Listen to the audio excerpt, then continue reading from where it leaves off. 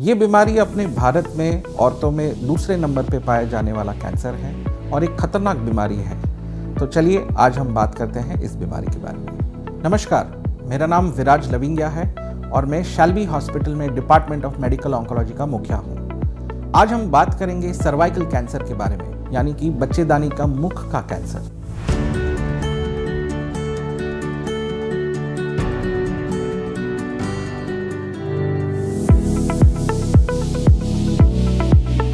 Cervical cancer यानी बच्चेदानी का मुख का कैंसर बोलते हैं। अपने देश में ये दूसरे नंबर का कैंसर है। अगर मोटा मोटा बात करें तो 1.25 से 1.5 लाख महिलाएं इस कैंसर से पीड़ित होती है हर साल अपने देश में, और आधे से ज़्यादा इस कैंसर से मौत पाते हैं।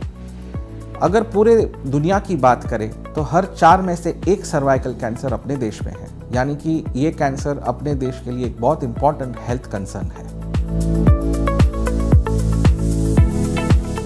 बच्चेदानी का मुख का कैंसर होने का सबसे इम्पॉर्टेंट कारण है HPV यानी कि ह्यूमन पैपिलोमा वायरस का इन्फेक्शन होने से।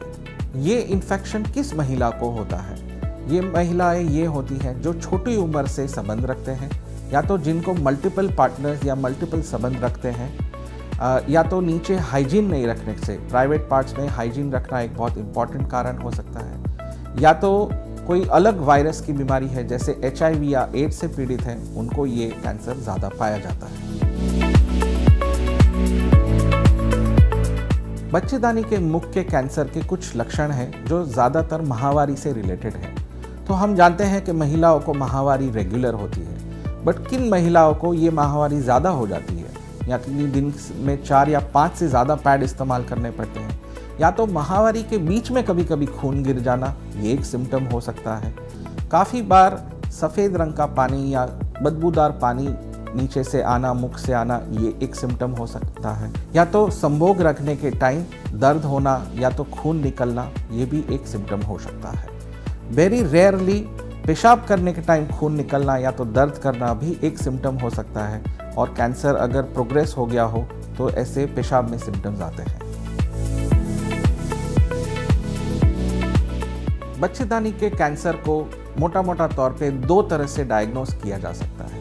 एक टेस्ट है जिसको बोलते हैं पैप टेस्ट। ये एक बहुत सिंपल प्रकार का टेस्ट है जिसमें बच्चेदानी के मुख से निकलता हुआ पानी को हम लेबोरेटरी में टेस्ट करते हैं, और उसमें अगर कैंसर सेल्स पाए जाए तो हम सर्वाइकल कैंसर का डायग्नोस करते हैं। काफ़ी बार पैप टेस्ट में ये पानी में कैंसर सेल नहीं पाए जाते, तो हम एक दूसरा टेस्ट का प्रयोग करते हैं जिसको हम कोल्पोस्कोपी बोलते हैं। ये क्या होता है? एक दूरबीन के माध्यम से मुख में हम देखते हैं, और जहाँ पे हमको डाउट लगता है वहाँ पे कैंसर सेल का बायोप्सी लेते हैं और उसको लेबोरेटरी में देख के डायग्नोसिस करते हैं।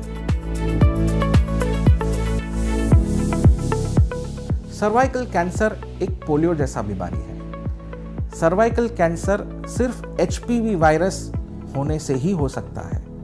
तो जैसे हमने दुनिया ने पोलियो को इरेडिकेट कर दिया, HPV को भी इरेडिकेट कर सकते हैं। तो विदेशों में जैसे ऑस्ट्रेलिया है, UK है, US है, ये लोग क्लेम करते हैं कि आने वाले 20 साल में उनके वहाँ सर्वाइकल कैंसर नहीं होगा। ये कैसे मुमकिन है? ये सिर्फ तभी मुमकिन हो सकता है जब हम सारे अपने देश की 9 से 15 साल वाली लड़कियों को एक वैक्सीन दें। ये वैक्सीन गार्डासिल नाम से अपने देश में मिलती है, और करीब करीब 3000 रुपये में 1 डोज पड़ता है। आमतौर पे 2 डोज सरकार हमको सजेस्ट करती है कि एक आज लें और एक 6 महीने के बाद लें।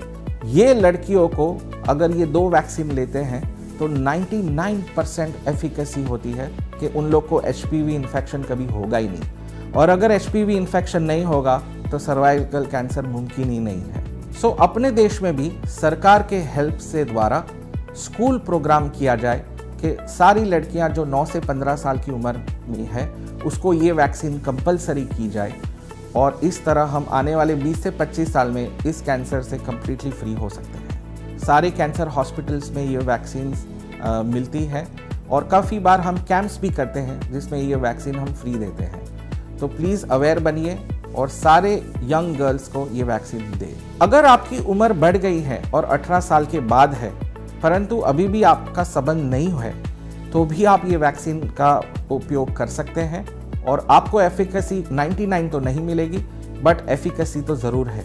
तो शादी करने के बाद या संबंध रखने के बाद इसकी एफिकेसी कम हो जाती है। सो मेरी दर्शकों से आग्रह है कि प्लीज़ वैक्सीन का उपयोग करें और सारी यंग गर्ल्स 9 से 15 साल की लड़कियों को एटलीस्ट एक डोज दी जाए।